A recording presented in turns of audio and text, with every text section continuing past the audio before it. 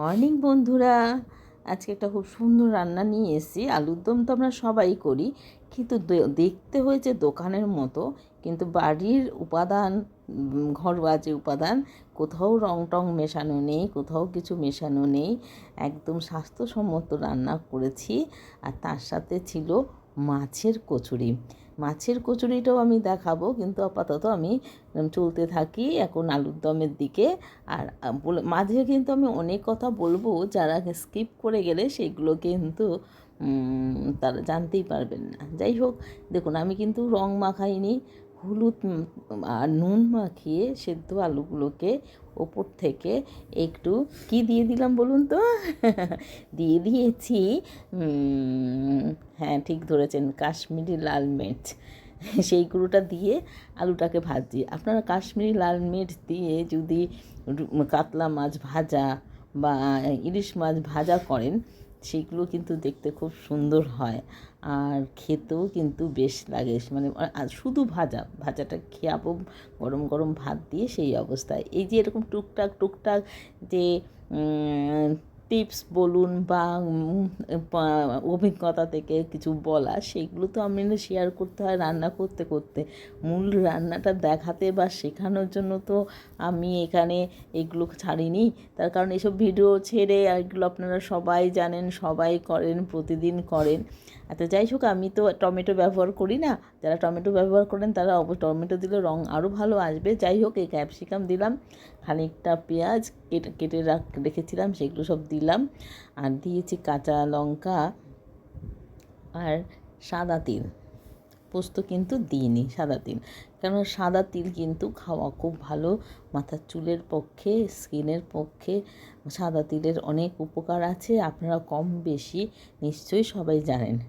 যে এটাকে আমি একটা সুন্দর একটা পেস্ট বানিয়ে নেব, যে পেস্টটা দেখতে খানিকটা পেস্তা কালারের মতো লাগবে। যেটাকে ধুয়ে নিয়েছি, আমি না ধুয়ে কোনো কিছু ব্যবহার করি না। আশা করব আমার বন্ধুরাও কিন্তু না ধুয়ে কিছু ব্যবহার করবেন না, কারণ এইসব মশলার মধ্যে কিন্তু অনেক রকমের ধুলো বালি থাকে। আপনারা যখন ধোবেন দেখবেন, তারপর আপনারা ছাঁকনির সাহায্যে জল ঝরিয়ে নেবেন।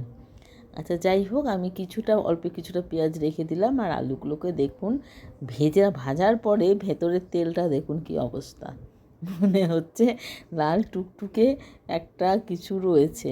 এটা অ্যাকচুয়ালি কিন্তু ওই রং খানিকটা, ওটা হচ্ছে লাল কাশ্মীরি মির্চেরই রং। সেই যে কোনো মশলার প্যাকেটজাত সমস্ত মধ্যেই তো কিছু না কিছু মেশানো থাকে। আমরা যে হলুদটা খাই তার মধ্যেও রং মেশানো থাকে, তো কিছু প্রিজারভেটিভ জিনিস থাকে মেশানো। যাই হোক, ওই জন্য আমি কিন্তু যখন এমনি শুধু কোনো ভাজা করি, রান্না করতে গেলে, কোনো পদ রান্না করতে গেলে সামান্য হলুদ তো দিতেই হয়, কিন্তু যখন আমি ভাজা করি আমি কিন্তু হলুদ দিই না। হলুদ একটা অ্যান্টিবায়োটিক জিনিস, কিন্তু হলুদটা তো বাড়িতে আমরা যেহেতু এখন বেটে নেই না, তার জন্য তো হলুদটা সেই প্রিজারভেটিভ মেশানো, রং মেশানো, সেই হলুদ যত দামি প্যাকেটই হোক না কেন কম বেশি কিন্তু মেশানো থাকে। তো যাই হোক, ওই আলুটাকে তুলে নেওয়ার পর ওই তেলের মধ্যে আমি একটা তেজপাতা দিয়েছি, আর ওই যে বাকি পেঁয়াজটা পড়েছিল অর্ধেকটার মতন কাটা, সেটা আমি এখানে দিয়ে দিলাম। খুব বেশি কিন্তু দিলাম না এখানে ভাজার পেঁয়াজটার মধ্যে। আর ওই পেস্টটা যে বানাবো সেটা আমি দেখুন এই যে খুলে দেখাচ্ছি। এক হাতে তো খুলতে একটু অসুবিধা হচ্ছে, ফোনটা ধরা আছে আরেক হাতে, আর আমার একটু হাতের একটু সমস্যাও আছে। আপনাদের জানেন আপনারা, কেননা দীর্ঘটা দিন না হলেও প্রায় 4 মাস আমার পথ চলা শুরু হয়েছে আপনাদের সাথে।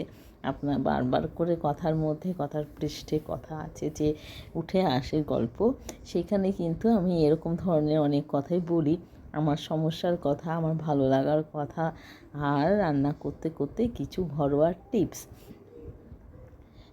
এই যে আমি দিলাম, তো সেখানে মশলাটা ফুটছে। এবার আমি একটু ঢাকা চাপা দেবো আর সিম করব, কেননা এই প্রত্যেকটা জিনিসের যে কাঁচা একটা গন্ধ থাকে সেটা যাতে বেরিয়ে যায়, আর তার সাথে যে তেলটাও কিন্তু খুব সুন্দরভাবে ভেসে ওঠে। আচ্ছা, আরেকটা পাত্রে কি আমি একটু হলুদ আর নুন একটা ছোট করে মানে একটা বাটিতে বেশ খানিকটা দিয়ে রেখেছিলাম, সামান্য নুন হলুদ, কারণ সেদিন আমি অনেকগুলো রান্না করেছিলাম, 4খানা পদ আমি জোগাড় যন্ত্র প্রায় একসাথে করে নিয়েছিলাম। সেখান থেকে আমি কিছুটা হলুদ আর নুন মিশ্রিত যে অংশটা সেটা থেকে আমি 2 চামচ এখানে দিয়ে দিলাম। কেননা একটু রং না হলে কিন্তু বাড়ির বাচ্চা হোক বড় হোক, আগে যে দেখনদারি কথাটা বলে না, সেই ব্যাপারটা তো থাকেই। আর এইসব সুন্দর সুন্দর খাবার দেখলে খিদেটা যেন একটু হলেও বেড়ে যায়। গন্ধ আর এই যে বর্ণ তরকারির, দেখুন কী সুন্দর রঙটা এসছে। আচ্ছা, একটু জল দিয়ে ওটাকে একটু বারবার করে 3-4 বার জল দিয়ে দিয়ে ওটাকে ভালো করে কষিয়ে নিয়েই কিন্তু শেষ যখন জলটা দিলাম তখন আমি এই আলুগুলো তার সাথে দিয়ে দিলাম। কেন আলুর মধ্যেও খানিকটা রং রয়েছে কাশ্মীরি মির্চের, সেই রঙটা এই যে তরকারিটার মধ্যে চলে আসলে খুব সুন্দর দেখতে হবে। ওই যে দর্শনধারী সে যাই হোক, এই যে ফুটছে, এর মধ্যে আর কিছু দেওয়ার দরকার নেই, সামান্য একটু গরম মশলা দেবেন। আর আপনারা যদি গার্নিশের জন্য একটু ধনেপাতা কিংবা ছোট ছোট করে বা জুলিয়েন্ট করে কাটা ক্যাপসিকাম রাখতে পারেন, ভালো লাগবে। তো আমি তো আপনারা এটাও জানেন যে আমি অত ডেকোরেশন করতে পারি না, সুন্দর করে সাজাতে পারি না। ঘর যদি সুন্দর করে সাজাতে পারি, কিন্তু খাবারের টেবিলে যে খাবার পরিবেশনের সময় যে একটা সৌন্দর্য করে তুলে ধরা, একটা অত্যন্ত সাধারণ খাবার ডেকোরেশনের জন্য কত ভালো লাগে, কিন্তু আমি পারি না। আচ্ছা, এবার আমি করলাম আমি যেটুকু পারি, যেটুকু মানে মোল্লাদ্দুর মসজিদ সেরকম লঙ্কাগুলোকে অর্ধেক চিড়ে নিয়ে তার থেকে বীজগুলো ফেলে দিয়ে আর মাঝখানে একটু ধনেপাতা দিয়ে দিলাম। এই আশা করি আপনারা হাসবেন, ছোটো ছোটো বন্ধুরা যারা অনেক ভালো জানেন, কিন্তু কী করা যাবে, যে যেটা পারে না সেটা আমি স্বীকার করে নিলাম। কিছু রেস্ট যে বাকি যে ওই পেঁয়াজ ছিল সেগুলোই একটা একটা করে খুলে খুলে দিয়ে দিলাম। এই ছিল, কারণ মিক্সিতে দিয়ে দিয়েছি, ভুলে গেছিলাম রাখতে। যাই হোক, একটুখানি কোনায় পড়েছিল, সেটা দিয়ে ডেকোরেশন করলাম। ভালো থাকবেন, সঙ্গে থাকবেন, আর